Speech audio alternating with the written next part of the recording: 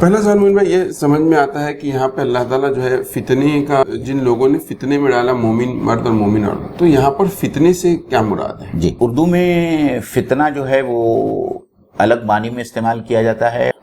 فتنہ عربی زبان میں اور اللہ تعالیٰ نے قرآن مجید میں جہاں جہاں استعمال کیا ہے مختلف معنی اخذ کیے گئے ہیں. اس کے ایک فتنہ تو یہ ہے کہ اللہ تعالیٰ آزماتا ہے اپنے بندوں کو.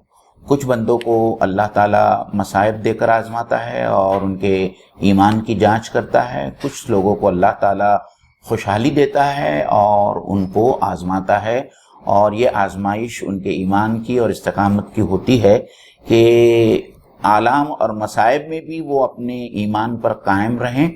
اور اللہ تعالیٰ بہت ساری نعمتیں دے کر بھی یہ دیکھتا ہے کہ وہ آیا ان نعمتوں کا حق ادا کرتے ہیں اور اللہ تعالیٰ کے شکر گزار بندے بن کر رہتے ہیں یا نہیں رہتے ہیں.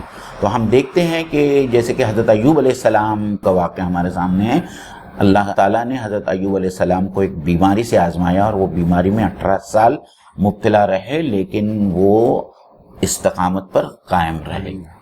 اور یہاں پر فتنے میں ایک چیز وہ جو ریلیجیس پرسیکیوشن کی بھی آتی ہے، جو یہاں پر جو موضوع بنا ہوا ہے. مطلب اگر اہل ایمان کی تاریخ کو دیکھا جائے تو یہ بات بالکل واضح ہوتی ہے کہ ایمان والے ہمیشہ سے آزمائے جا رہے. یہ کہنا زیادہ مناسب ہوگا کہ ہر دور میں، ہر وقت میں دنیا کی بہت ساری جگہوں پر اسلام لانے یا ایمان لانے کی پاداش میں ایمان والوں کو ستایا گیا ہے. ریلیجیس پرسیکیوشن ان کا ہوا ہے. اس میں سے ایک واقعہ تو یہ اصحاب الاخدود. ایک بہت انٹرسٹنگ فیکٹ جو ایک ہسٹورین کہتا ہے، فینوس گاڈ بولتے ہیں، اس نے کنسیپٹ بولا کہ ابراہمک ریلیجن جتنے بھی ہیں جو مونیتھزم کے قائل ہیں، ان کا گاڈ ہمیشہ بولتے ہیں ان کو تکلیف دے رہا ہے، اور their God is against them also.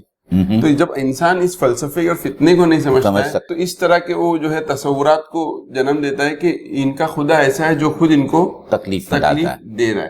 لیکن یہاں پہ جو فتنے کی، جیسے آپ نے معنی بتایا کہ اللہ تعالیٰ جو ہے مومنین کو پیوریفائی کرنے کا جو پروسیس ہے